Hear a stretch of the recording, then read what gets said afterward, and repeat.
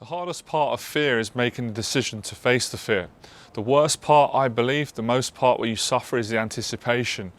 Now, you're probably at a stage in life right now, we all come to this stage multiple times in our life where you've got a decision, you want to make changes, but you're scared to pull the trigger. You're scared to make that change in case it doesn't work out. You're afraid of the unknown, and of course the inevitable fears are the fear of the pain, the discomfort, the change, the new. We fear that. That's part of being human. We all have that fear. So I'll take you back to a time in my life where I was facing the same decision that most of the guys that write to me are facing. I was living at my parents', I wanted to move out and get my own independence. I didn't have a girlfriend, not out of choice. I wanted a girlfriend, but I was afraid. I had a lot of limiting thoughts around my value and my attractiveness to women, etc. I didn't have a job, I didn't have any income. So I had three demons hitting me every single day at once. You know, the shame of not having a girlfriend, the shame of not having a job and an income, and the shame of, you know, living at my parents' in my late 20s. And I'd always come back to the same predicament. I'd hit a brick wall because it would always be like, okay, I want to get a girlfriend, but what if I get rejected? Or what if I never get a girlfriend? Or what if I'm never able to pluck up the courage to speak to a woman because of my social anxiety? What if I never get enough income to move out and rent my own place? What if I'm stuck here forever? That used to make me depressed. It terrified me. Sometimes I'd just block the thought out. I couldn't entertain it. I was so afraid of that thought being true. My mind would come in, the demons would speak to me and say, this is forever. And I used to always think, oh, I just couldn't bear it. I couldn't bear living a life of never having a girlfriend, never having money. And even though I love my parents, of course, I want to move out at some point. I want to find my own 2 feet and be a man. And that was just destroying me every single day. And obviously I was searching for answers. I was listening to Les Brown. I was going online. I was trying to learn from successful people. I was listening to their stories. I was trying to figure out how did they do it. And I started to realize that, you know, no matter what conclusion I come to, there was only one solution. That was I had to face the fear. I had to do it. You know, sitting back and going, well, what if I fell? You can't win like that. You can't, because you're just going to sit there. You're going to overthink. Go, well, what if I try and ask someone out and everybody says no and rejects me? And that's going to crush me. You don't know until you've done it. You know, and we think that. And we think we're saving ourselves, we're letting ourselves off the hook, we think we're protecting ourselves by not taking the action, see, the mind's clever because it will go, I'll make the decision, but not now. And that's how the demons trick you. That's the anxiety and the fear. It's very, very smart. It's highly intelligent. It's like, yeah, I'm going to quit my job. Yeah, I'm going to look for a relationship. Yeah, I'm going to move out with my parents, but not right now. And I was doing that for a while. And I listened, this is crazy. I've never shared this before. I might have shared it. I was listening to an Alan Watts recording. I think it was called The Fear of Enlightenment. And he basically gave like an analogy. He spoke about this student that was struggling, so he went to a guru for help. And when he was asking the guru for help, the guru gave him the solution, but he was rejecting it, he was resisting it. And the guru was basically telling him that you're wasting your time, you need to come off it. You know, you need to be who you are. You need to stop being afraid. You're ready right now. But he was basically saying, I'm not ready right now. He was telling the guru that I'm scared, I don't believe in myself, I don't know who I am. And the teacher was telling him, you're ready right now. Your mind's tricking you, your mind's saying that you're not good enough, you're not ready right now. And that really moved me. I got it. And I remember I needed that psychological permission from Alan Watts from his talks. And I remember thinking, I'm ready right now. Like, I don't need to wait until I'm perfect, because I'm never going to be perfect like that. I have to take action now with who I am and what I've got. And I don't really like who I am at this moment in time, and I don't have much, but I need to work from that place. And something in me, my heart knew it, but my mind was terrified. The anxiety, human. I was absolutely petrified because obviously a few people said to me, well, you know, what if it doesn't work out? And you can live in that forever. We can all live in that. We can go, what if it doesn't work out tomorrow? What if the holiday doesn't work out? What if the relationship doesn't work out? What if our finances, what if the rent? You can't live like that. You're just going to be in fear. You're just a prisoner. And I started to realize that. I was delaying something that didn't need to be delayed. It needs to be dealt with right now, today. So you've got a decision in your life, definitely on this video, whether it's to face your social anxiety, to invest in one of my coaching programs, to ask someone out, to tell someone you love them, that you wanted to say it, but you've not said it for so long because you're scared to say it, to ask someone out, to travel, to whatever. It doesn't really matter what fear is. The point is, this is a predicament we all come to in our lives multiple times. Another analogy, when I first started going boxing, I was afraid of the sparring, because the sparring is the closest thing to the fight. So I did the bag work, I was very good at that. I did the shadow boxing, the skipping, the running, the weight training, the groundwork. I kept putting off the sparring. I'll do it next week when I'm fitter. Oh, let me do it in a few months' time. All I was doing was delaying something that needed to be dealt with right now. And when I realized that, I said, I can't lie anymore. I've got to be honest that I'm petrified of sparring. Why am I frightened of sparring? In case I get knocked out and embarrassed, in case I get tired, in case I feel humiliated, in case I get hurt. I'm scared of getting hurt as well. And when I started to realize that I'm never going to get confident by putting it off. It's just going to make me more insecure. So I got to a point where I volunteered. I stopped hiding in the toilets in the gym and hiding behind the bag so I didn't get picked for sparring. I said to the trainer, I said, Mick, can I spar today? He went, yeah. Have you got your gum shield? I said, yeah, I've got my gum shield. Your gloves? Yeah. Your wraps? He goes, you're ready. I was absolutely shitting myself. But when I got in, I done it, I didn't die. So we think somewhere in our mind that we're going to die if we start our own business. We think we're going to die if we tell someone that we love them and they say, well, I don't love you back, or I don't want to go out of you. You're not going to die. You know, the human spirit is built for challenges. We forget that sometimes. We think that, oh, I'm not strong enough, I can't do it. I used to tell myself that. And it was only when I put myself in that situation and I fully committed, I couldn't believe how strong I was. It was like a different person. A completely, entirely different person.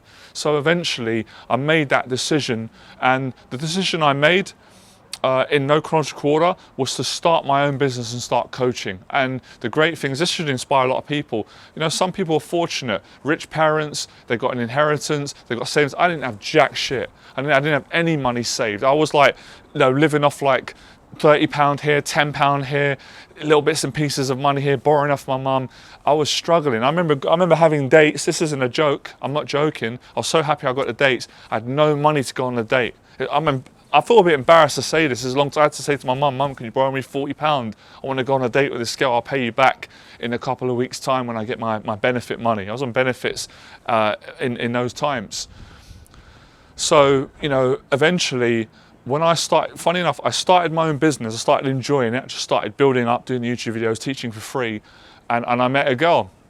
And I didn't know this girl was going to change my life. I didn't know she was going to be my girlfriend.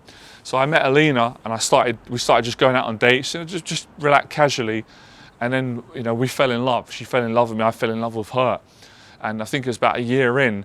And I remember my dad gave me some wisdom. He said to me at the time, because he was frustrated at me because I wasn't really doing anything with I wasn't really getting jobs and stuff because I was depressed. And my dad said, like, you know, I've tried to speak to you. I'm not going to shout at you no more. It doesn't work. He said, do you know what I think might work? And I was like, I was listening to him. I was like, what? He goes, if you met a girl and you fell in love with her, I guarantee you'd get off your backside and go out and make a living. You'd be surprised how motivated a man can be when he has a woman in his life, because it would motivate you more than probably I would, because you don't want to listen to me. I'm your dad. He was right. When I met Alina, I was broke. I was literally struggling. Right? I'm not proud of this, but even at the time I lied to her. I told her that I was a personal trainer because I was so embarrassed to tell her that I'm jobless. And I can't remember if I was on benefits at that exact time, but I was definitely broke.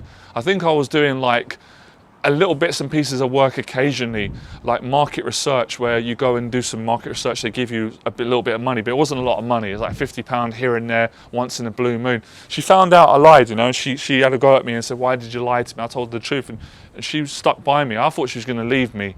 I was so frightened of losing. I thought, she'll leave me if I tell her I live with my parents and I'm not working. So I lied. I didn't tell her I was living with my parents. Eventually she found out. She really loved me. She stayed with me. So I was facing this fear. As you can hear my story, I was going into it, and it felt like, oh my God, this is so bad, you know, that the shame and the embarrassment of a girl finding out that I'm broke. I live with my parents. I'm 28 years of age. I'm 2 years off 30. This is really humiliating me. But she stuck by me, and I started to find my confidence in myself. Things started taking off. I started to teach. I started to help people. As I fell in love with her, I started to make money. The money started coming in with the business. As I started to enjoy it more, I didn't even really try and make money. I just loved teaching and teaching for free. and it started happening one client at a time. Money started increasing, and I even remember this. These are very humbling days. I'm proud to mention these days. When I was dating Alina, obviously we didn't have a place to go. She was renting a place. I think she was staying with someone. I couldn't go there. I wasn't allowed, right? So obviously, you know, a man and a woman, we love each other. You want to have adult time. So I had to like go to my mum's. First girl I ever brought to my mum's, actually. I was so scared to bring a girl to my mum's, even though my family were great with her. But I was nervous. All these issues I got, all these issues, right? So she started coming to my house, but my brother, I shared a room with my brother. So I was like, I was paying my brother like 10 or 20 quid, like saying, can you stay out with a friend? Because I got my girlfriend with me. I just want to spend some time with her. And my brother would do it now and then. Then I moved up. My income improved a little bit, and I started to obviously go to hotels, but that became very expensive, you know, having to pay like 70 to 100 pounds for one night in a hotel to spend with my girlfriend. And it was great because at a certain point I needed this. She said to me, you know, get your shit together, get a job, make some money, and let's move in together. And I really wanted that, right? And although it scared me, it scared me, a girl telling me to do that, because I wasn't a full man back then. I wasn't. I said, all right, man, all right. Like, okay, I was a bit moaning, but I said, all right. I started to work my arse off with the business. I just dedicated. I started to set goals, financial goals, and eventually I got my income up. And I was so happy, man. I was thanking God. I got my girlfriend, I got my income up, and I was like, we can move in, I can split the rent with you, no problem. I did it. So I've done, like I said before, I'm not being a big head. I speak from what I've done, not from what I've read. I've made this decision many times, like I said. This was one of the hardest times in my life. You guys can relate. Some of you are going through it right now. You're writing to me. You know, you're 28, I've got this bad social anxiety. I want to get all these struggles I had. Everything's coming at me, you know, the pressure of being a man, the pressure of not wanting to let my girlfriend down, the pressure of wanting to take care of her, the pressure of being afraid to lose her because of all things that are going on. And it all worked out because I followed my dreams, I followed my heart, and obviously I was blessed to fall in love. So without sounding cheesy, that's the power of love. That's how love can motivate a man or a woman. But obviously I had to face my fears. You know, within that I had to make a decision, and I had to, at a certain point, I had to quit an office job that I had that I didn't enjoy, that I was proud that I had the job, and I had to, you know, move out, and I was terrified doing all these things, but in the end it worked out. And when I look back now, if I hadn't have met Alina and I hadn't have made those decisions at 28, I don't think I'd be standing here now doing this video teaching 10 years later at 38. So, you know, you have to get to a point where you've just got to jump in. You've got to take a risk. See, our minds want to know all the details before we do it, but it doesn't work like that. And the mind will always do that and go, well, before I go and have a boxing fight, I need to know that I'm definitely going to win, otherwise I'm not going to do it because I don't want to get beaten. But it don't work like that. Or before I go and approach a girl and ask her out, I need to know for sure that she's going to say yes, because I don't want the pain of her saying, it don't work like that. Or when I set my business up, I need to know that I'm going to make money and be financially free, or I'm not going to take a risk and sell and build a product and market my services and my business. It don't work like that. There's a certain amount of information that we don't know. Life would be miserable. It would be miserable if we knew everything that was going to happen before we did it. Where would the fun be? And I know there's a part of us that hates that, and I don't like it because it's terrifying, the unknown. But we wouldn't have, it just, that's how it is. So you're never more ready than you are now. And you know, when you start understanding, I've been working with minds I've been coaching people for 10 years. And before I started coaching people, I worked on my own mind. So I'm just get the lighting, fix this lighting. It's changing a bit. Hopefully that lighting.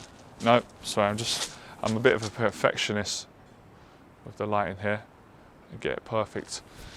So I've been working with the mind a long time. I know how it works. I understand it. Working with a client before, and he says to me, it's kind of funny, but maybe it's true.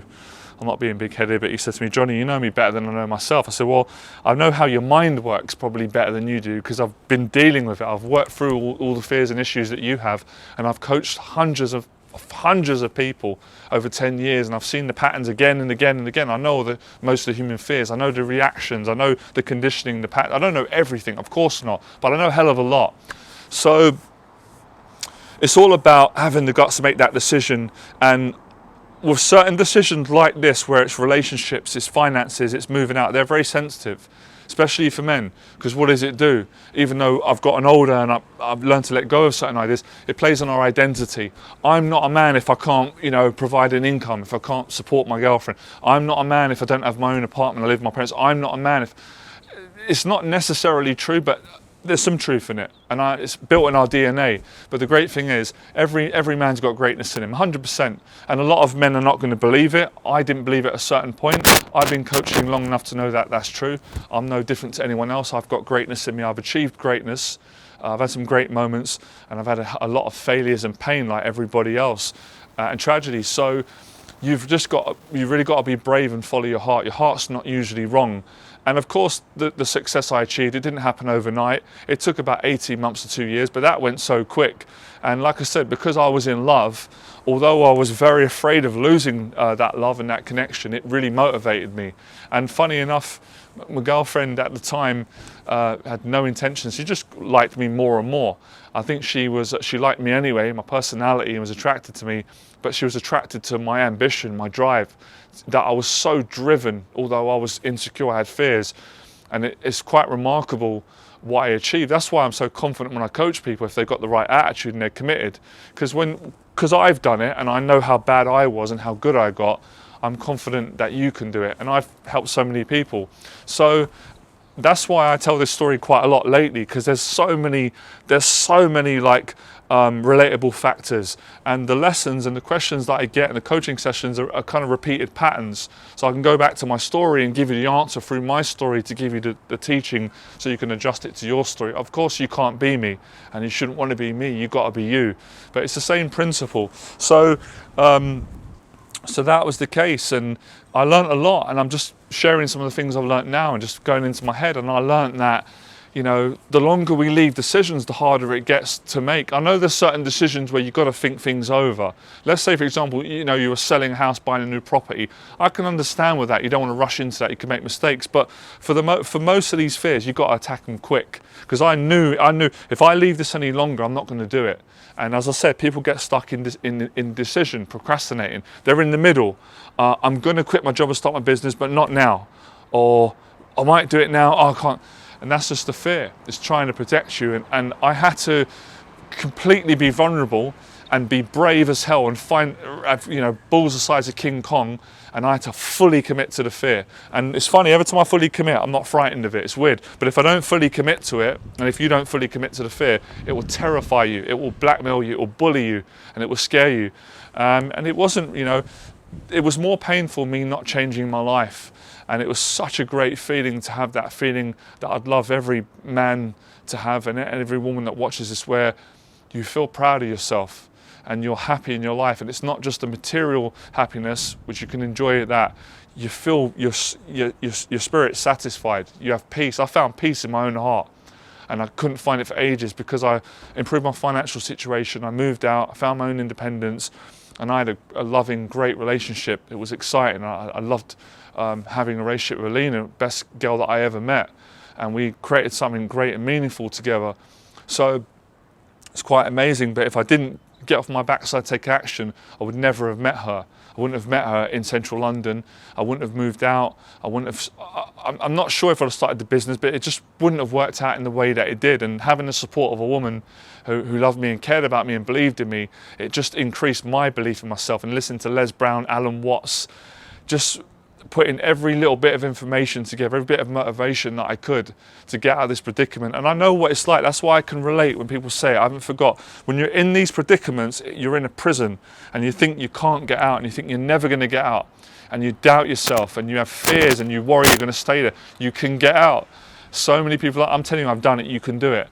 And you could do it even easier if you had me mentoring you, whether that was in person or over Zoom, because I wouldn't let you off the hook, and I'll tell you my story again and again, and I would help you, give you the right approach for you to get out of this predicament. And most of it for me, when I look back, it was facing the social anxiety. It was the anxiety of getting out in the world, speaking to women, and learning to speak to people, business meetings.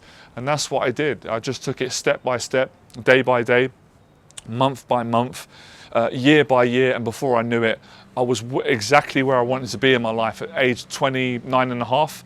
My 30th birthday, even before that I became successful. You know, I had Lena, we did it together. So it's an amazing love story, it's a true story. And to think where I was and what a little bit of drive can do. My dad was right, he did say to me, I guarantee that if you met a woman, you'd soon get off your ass and make things happen, because you wouldn't be able to stand the shame. You wouldn't feel like a man if you wasn't being financially responsible and at least trying to get a job. He was definitely right. That's experience for you. So I'm not saying that you need a woman, you need to rely on a woman to improve your income and your goals, but it definitely was a motivating factor for me, because I struggled with motivation, because it was always like, oh, it's just me, I'm on my own. I would like to improve the situation, but I'll sod it, it's just me. But when you've got someone that you love and loves you, it's not only about you, it's the other person, and you know, you don't want to let your woman down. It's just natural, and I don't think that's a bad thing. You want to be a good example, you want her to rely on you and count on you and respect you, and you want to respect yourself. So that decision changed my life, and I didn't die like I thought I would by facing the fear. And I didn't listen to logic. Logic would tell you don't do it. It's a crazy idea. It's not going to work out. How is it going to work out? It's not about trying to figure out how. It's having the why. It's the reason, it's your purpose. And this was my life for me. I wanted to be happy. I wanted to be successful.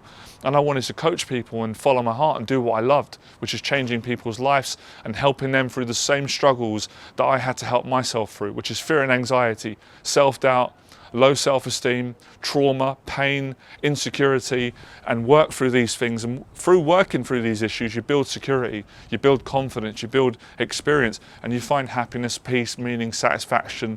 And it was an ongoing thing. You know, once I reached my goal, I just wanted to keep going and going, and I did. So that explains all these predicaments that people find themselves in, whether it's being in a relationship that is deteriorated, and you don't want to be in it no more, but you're afraid to leave it, you're terrified. I understand that. You've got to make that decision, or you've come to a point where your job it's not fulfilling you anymore, you don't enjoy it. Even if you get paid a large salary, it's not really about the money. You want to follow your dream, you've got a passion, but you're scared to do it in case it don't work out, or people are putting you down or doubting you. It's like crabs in a bucket trying to pull you down. You've got to make that decision ASAP, or if you want to move to a different area, you don't like where you're living, you've got an opportunity, but you're afraid of new change. And that's all the fears I had to face. It really makes a man of you, the fear of change, the new, the emotions, the responsibility, but all these things build a champion. They build a stronger person, a stronger man, or a stronger woman. And looking back now, I couldn't not do it. I would have been in agony. I don't know where my life would have ended up, where my mental health, because things wouldn't have got better, they would have got worse. You know, I would have got older and older. Time goes on. The longer you leave things, it doesn't get easier, it gets harder. So it's not really about age, you know, education, your financial situation. It comes down to one word. I can put it in one word: courage, or fearlessness. You have to find the courage within yourself to go out and face what needs to face, and to do what needs to be done, and to say what needs to be said. And that's when you see changes. And you feel it. I feel it now when I'm speaking in my spirit. I feel it in my energy, that committed energy. When you've had enough and you're not making excuses, and you're not protecting yourself, and you're not hiding behind your rationalizations, and you're not using things and relationships and addictions or whatever it may be, Netflix, whatever it may, all these things that we hide behind, when you clear all them out and you step out and you face your demons and you fully commit to it and you're ready to go all out, and you're not going to die, but when you accept death, when you accept it in order to live your dreams, you're going to achieve it, because that energy is scientific, it's spiritual, I believe it's God, all those things. And you've got good intentions, good values, you're going to get there. You're going to get there. You're going to meet someone, or you're going to help someone. Something's going to happen. You're going to meet the right teacher, the right people. You're going to get the right mindset.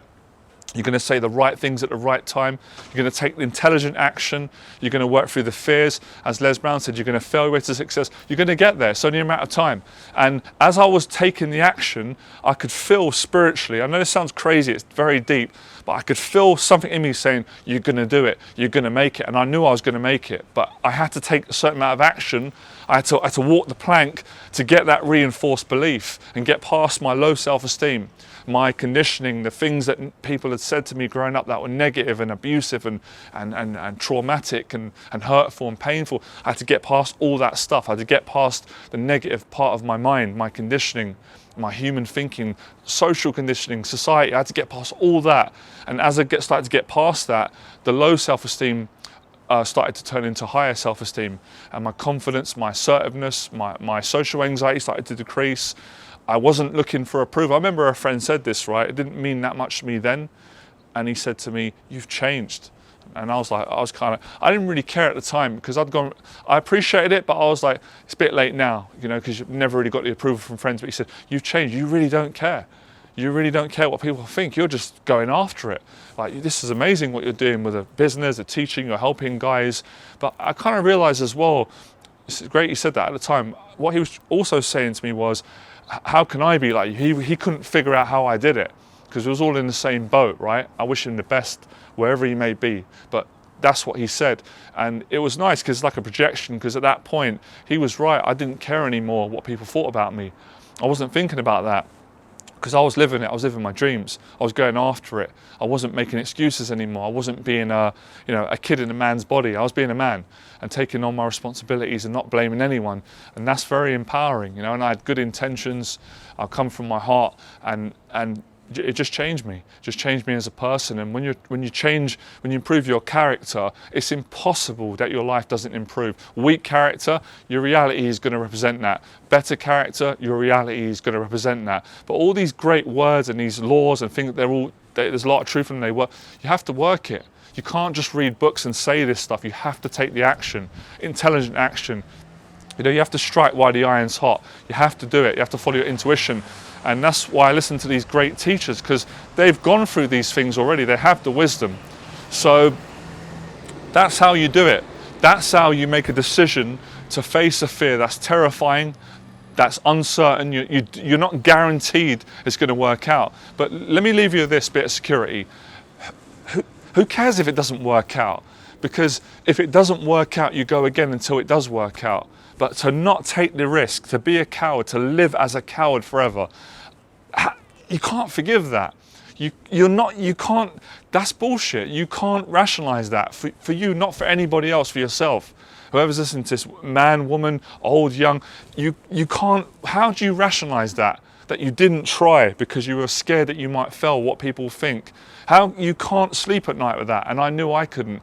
If you go for it, people will respect you. You will respect yourself for trying with all your heart. And guess what? I honestly believe if you try with all your heart, it's a fail-proof method. Because even if you fail, you'll learn something. Every lesson is a blessing. Failure is feedback, and you'll take something from that. You'll get an extra strength. You'll go, okay, I failed, I'm disappointed, but I'm not as afraid anymore because I've faced what I was terrified of. And that's why failure helped me along my journey. It still does. Because when you're so afraid of something and you don't face it, it has power over you. It dominates your thinking. It's in the background bullying you, blackmailing you. It's a demon. But when you face it and you face the worst possible outcome, you're like, well, I'm not dead, I'm still alive. It didn't feel good, it gave me some pain, it's over now. We'll go again, you get it right next time. So it's not over. If you quit your job and try and set a business up and it doesn't work out, your life isn't over. If you ask someone out and they say they don't love you back, don't want to go out of you, it's not over. You can ask someone else out, all right? I'll leave you with that, all right? Speak to you guys soon. Fearless.